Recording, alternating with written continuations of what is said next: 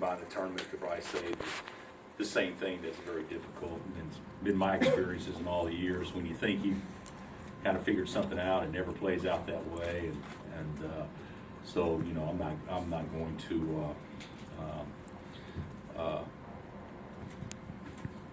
going to fret or be disappointed at all, because I think everybody in the field could make, you know, all the 1 seeds probably said, "Are you Villanova? Are you kidding me? You know, look who we got to go against, or whoever." So we're happy that we were a 1 seed. I'm not sure that's a huge advantage. We're obviously happy that we get to stay fairly regional with our travel. You know, especially going down to Tulsa in the first weekend, and you know, hopefully play well and win a 4-game tournament. Well, really a 4-team tournament. Really, it's 5-team right now, but it'll be a 4-team tournament, and that's our only focus. So, and that needs to. I'm sure that's the focus of everybody in the field. Do your assistants go scout live in Dayton? Do they go? No. They don't allow you to do that anymore. I'd have to double check to see if you can. Because in the in conference tournament, that's a great question, and I do not know the answer. But you know, in conference tournaments or a tournament, you're allowed to scout, be there the game before, and certainly in the NCAA tournament, you're allowed to do that as well. But I don't know about traveling. I'm not sure about that, because they eliminated travel to scout several years ago, many years ago. So that's something that we will look into. I'm glad you brought that up. That's you know, Josh, smartest thing you've ever asked in all the time that I've known you. So. What do you think of being the number 2 overall and Villanova number 1? You know, I didn't really pick that up. Did they say that we were the number 2? I didn't watch the show after our deal came out. So yeah, number 2 overall. So that's true. You know, I think that's good. I'm not sure what it means now, but the guys certainly played at a high level for the most part all year long. And of course, we didn't play particularly well in our last game and didn't guard. But I'm not sure that that's the worst thing that's happened to us either, because you know, it's been my experiences. Sometimes it's not a bad thing to be able to kind of refocus your guys going into the tournament. Landon said you guys got better the last couple of days. I hope Agree so. with him? Yeah, I hope so. You know, when the coach acts like a maniac, you know, you probably try a little harder or whatnot. But I do think there's some things that we have to tighten up. You know, our ball screen defense was bad against TCU, and obviously rebounded. Because you know, when you play 4 little guys like we did against TCU, you know, it is an excuse if somebody out rebounds. It's never an excuse. You got to be tougher and more competitive, and certainly you know, defensive rebounding and ball screen defense are probably about the 2 most important things we have to get better at going into the tournament. Devontae, no problems in practice? Yeah, he practiced yesterday and today. Yeah, absolutely no problems. I can't comment to if he's sore at all, but Right. but no limitations at all. Right. What do you know about your 2 possible opponents? Not much. You know, I know Jim, obviously from going way back, and then of course he had probably, you know, one of the biggest wins of his coaching career against us. You know, when he coached Bradley, and he beat us in the opening round in Detroit, if I'm not mistaken. Is that right, Larry? Was it Detroit?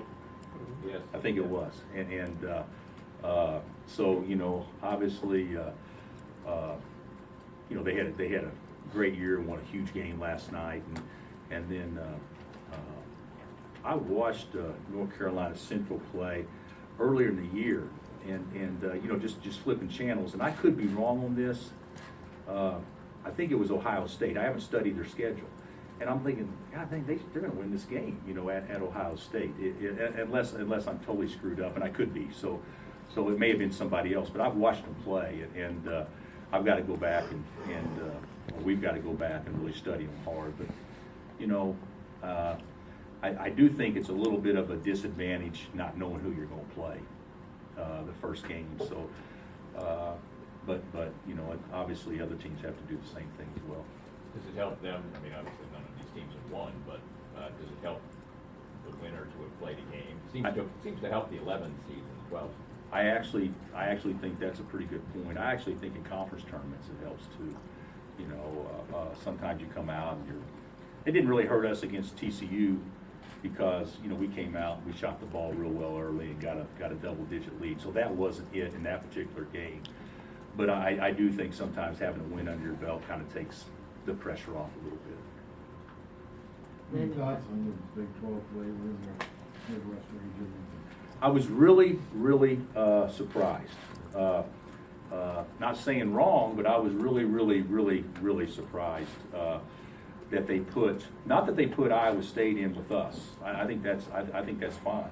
But they did it if both teams advanced, that it could happen in the Sweet 16 rather than later on. So that surprised me. But you know, they changed the format, if I'm not mistaken, and Larry knows better than me, that the format now is they're going to keep conference teams away from each other till the Sweet 16. So I mean, they followed their guidelines, but that one was a little bit of a surprise to me.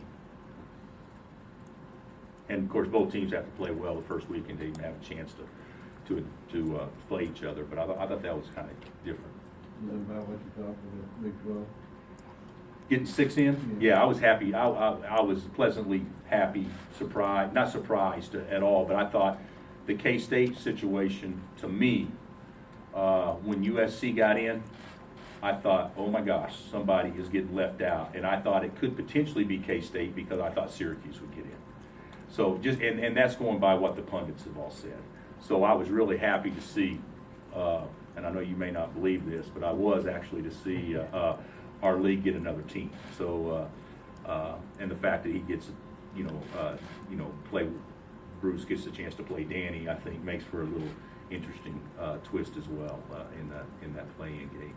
Landon said he was kind of going back and watching some old games, and he said something he noticed with the 08 team was that when everyone like checked into a game and they were really ready to play in that moment. Is that kind of something you notice about your better tournament teams? Is that there's something like that? Well, first of all, we subbed a lot more back then, so there were more opportunities to look ready to play. When guys are playing 35 minutes, you only take them out once a game, so that may be something. But that may be true. When I watch old footage, I usually don't watch how the body language is when we check in. That's not my focus from 2008. But Landon's ahead of the curve, so that may be something he studies.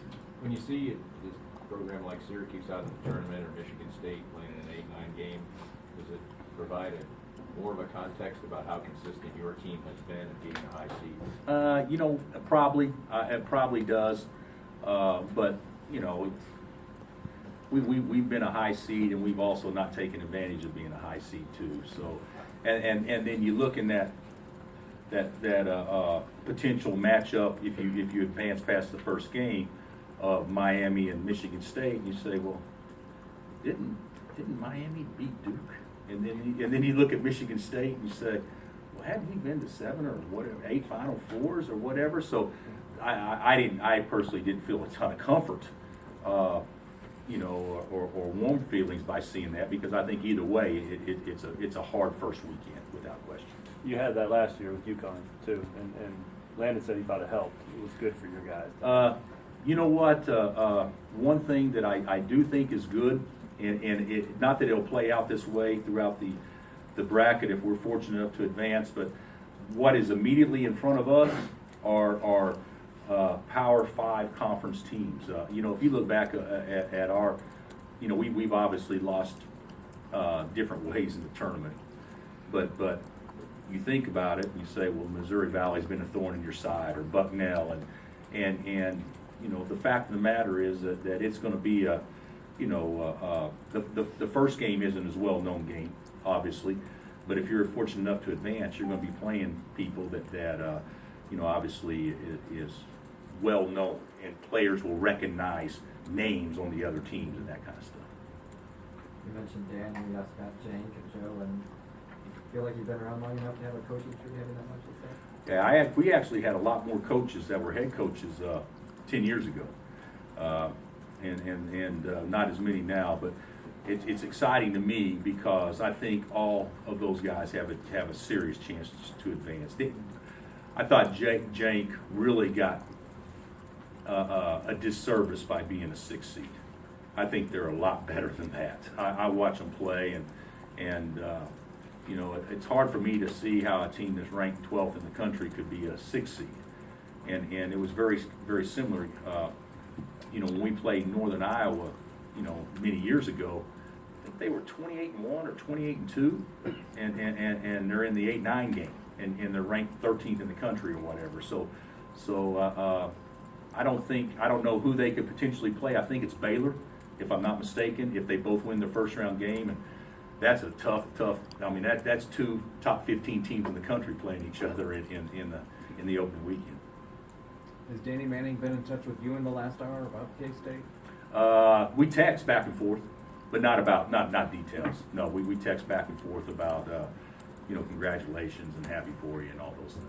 It's pretty remarkable. You know, it's one thing when you go into a league that the program is down, and in order to get in the NCAA tournament, you're going to have to win some games against Duke or Louisville or Syracuse or North Carolina or whoever it is, Florida State, in order to have a chance to play in it. And in 3 short years, they've been able to do that. So their staff has done a great job. Any thought about the streak of 28 straight bursts? It's a record. No. Okay. I haven't thought of that. But you know, Danny, that may have been something he was alluding to a little bit, the consistency of having your team in the mix. You know, there's no guarantee you're ever going to play well. There's no guarantee you're for sure going to advance. There's no guarantees, but it is nice to know that you're going to be in the game.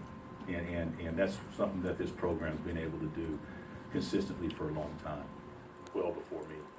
Have you ever not taken it for granted of getting that NCAA tournament berth?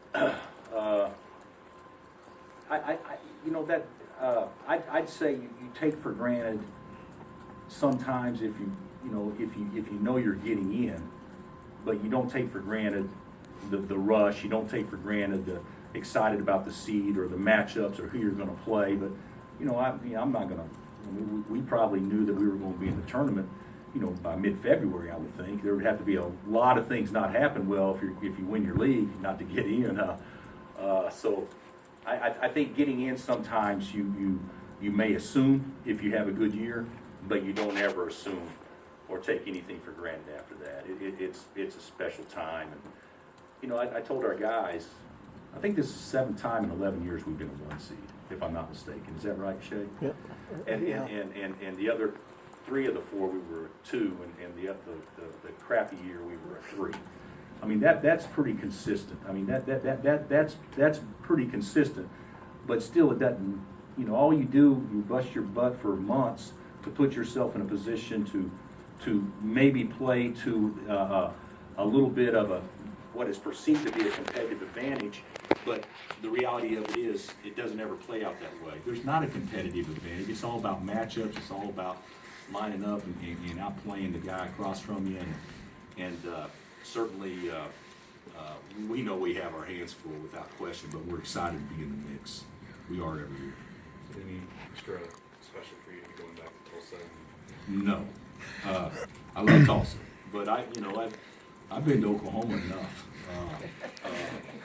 You know, I love my parents and everything, but you know, to me, all that means is more ticket requests and so I will tell you this: I'd much rather be in Tulsa than Oklahoma City because we haven't played very well in Oklahoma City. We actually played well in Tulsa last time we were there. What's the team's schedule like for the next week? Well, we practiced. We were off. You know, we had the opportunity to take a day off a little sooner than expected this past week. So we were off Friday. We practiced pretty hard yesterday and today. And tomorrow we will go light.